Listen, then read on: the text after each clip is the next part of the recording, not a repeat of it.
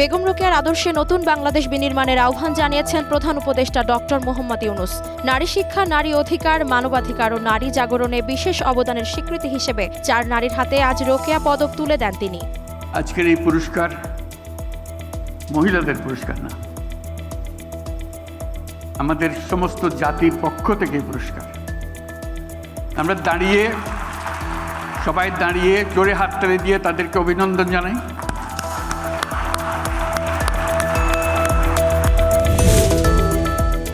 আগামী নির্বাচনে দুর্নীতিবাদ চাঁদাবাজদের নির্বাচিত না করার আহ্বান জানিয়েছেন দুদকের চেয়ারম্যান আব্দুল মোমেন। তিনি বলেন, সমাজের রন্ধ্রে রন্ধ্রে দুর্নীতি এমনভাবে ছড়িয়ে আছে যা সম্পূর্ণ নির্মূল করা কঠিন। দুর্নীতিবাদ চাঁদাবাজদের ভোটাররা প্রত্যাখ্যান করলে দেশে দুর্নীতি অনেকটাই কমে আসবে।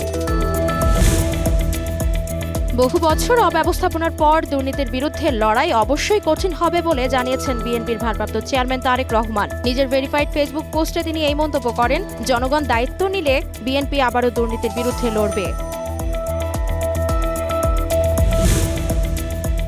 পোস্টাল ভোট বিডি অ্যাপে প্রবাসী ভোটার নিবন্ধন সংখ্যা দাঁড়ালো 3.25 লাখ। মঙ্গলবার সকালে ইসির ওয়েবসাইট থেকে বিষয়টি জানা গেছে। গত 19 নভেম্বর থেকে বিভিন্ন দেশে বসবাসকারীদের নিবন্ধন শুরু হয়েছে, চলবে 25 ডিসেম্বর পর্যন্ত।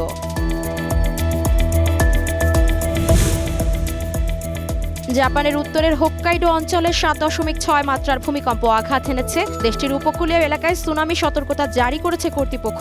এতে আহত হয় কমপক্ষে 30 জন এবং বিদ্যুৎ সংযোগ বিচ্ছিন্ন হয়ে পড়েছে 2000-এর বেশি ঘরবাড়ি।